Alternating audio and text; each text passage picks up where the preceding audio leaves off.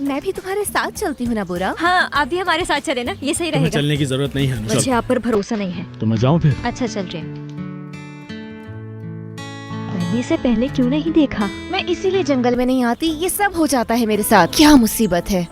क्या हुआ अनुषे? मेरे हाथ पर लग गई है बुरा, मुझे इसकी केयर करनी पड़ेगी। अस्सलाम वालेकुम।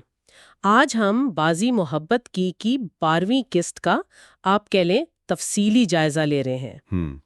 बज़ाहिर तो ये एक फोटोशूट की कहानी लगती है, लेकिन जल्द ही बात कहीं और निकल जाती है। जी बिल्कुल, फोटोशूट तो बस एक तरह का सेटअप है।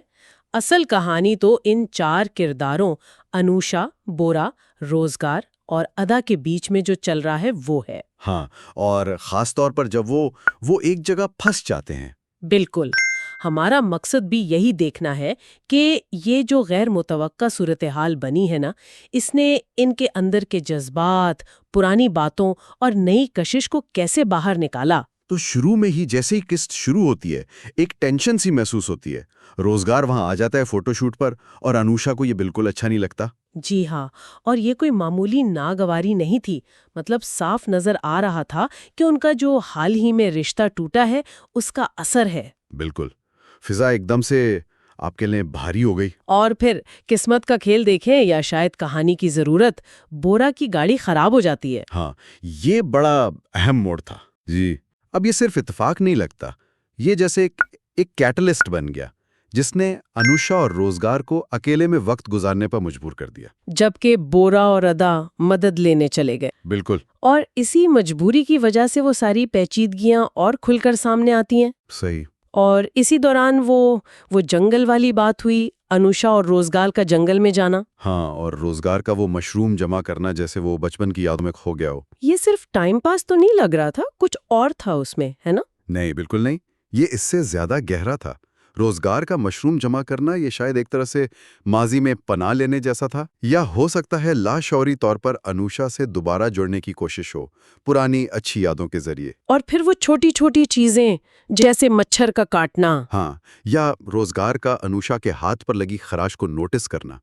ये बाज़ाहिर मामूली बातें हैं, मगर ये दिखाती हैं कि उनके बीच में अभी भी कुछ बाकी है। एक अनकही कश्मकश। रिश्ता भले टूट गया हो, ताल्लुक शायद नहीं। बिल्कुल। अच्छा, जब ये दोनों इस कैफियत में हैं, तो दूसरी तरफ अदा, वो भी अपना किरदार खूब निभा रही है। ओह हाँ, अदा का किरदार तो काफी दिलचस्प है।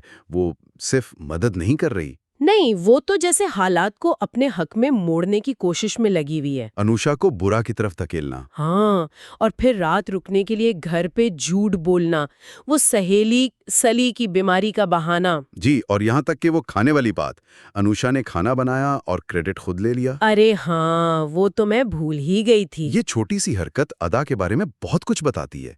क्या वो सिर्फ बुरा के लिए रास्ता बना रही है, या उसके अपने भी कुछ इरादे हैं? लगता तो यही है कि वो सिर्फ एक मददगार दोस्त नहीं है। बिल्कुल नहीं। और फिर किस्त का वो क्लाइमैक्स आता है जब अदा देखती है कि रोजगार अनुषा के कमरे में गया है और दरवाजा बंद हो गया। जी हाँ, और उसका फौरन जाके बुरा को बताना एकदम ड्रामाई लम्हा था। लेकिन बोरा का रद्द-ए-अमल वो ज्यादा हैरानकुन था। बिल्कुल, बोरा ने न सिर्फ उसकी बात को नजरअंदाज किया, बल्कि उल्टा उसी को डांट दिया कि दूसरों के मामलात में टांग ना अड़ाए।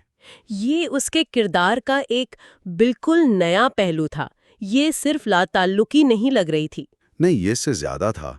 ये शायद मोहब्बत या गहरे जज्बाती ताल्लुकात से उसकी बेजारी या शायद खौफ को जाहिर करता है। उसका वो जुमला कि वो नहीं चाहता कि कोई उसके लिए सब कुछ बन जाए, ये बहुत अहम था। जी, बहुत अहम।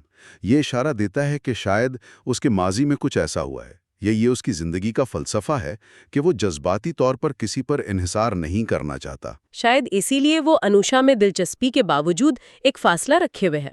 हो सकता है। तो खुलासा ये है कि ये किस्त सिर्फ एक रोमानवी कहानी नहीं है।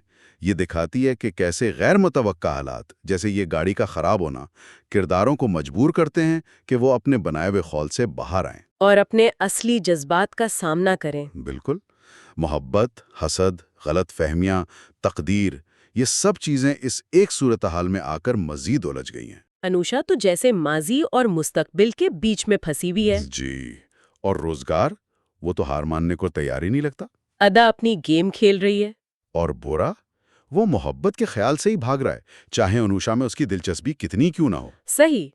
ये सूरत हाल हमें बोरा के उस सवाल पर सोचने पर मजबूर करती है जो उसने उठाया था कि क्या वाकई मोहब्बत में पड़ने से बचा जा सकता है? हाँ, या जिंदगी आपको घुमा फिराकर उन्हीं लोगों के पास ले आती है जिनसे आप बचना चाहते हैं। बिल्कुल, चाहे वो पुराने रिश्ते हों या नए इम्कानात। और ये एक सवाल छोड़ जाती है नाजरीन के लिए भी कि जब हालात आपको किसी के साथ रहने पर मजबूर कर दें तो क्या ये किस्मत का इशारा है या ये सिर्फ आपके जज्बात का इम्तिहान है, एक आजमाइश? बिल्कुल, इस पर जरूर सोचिएगा।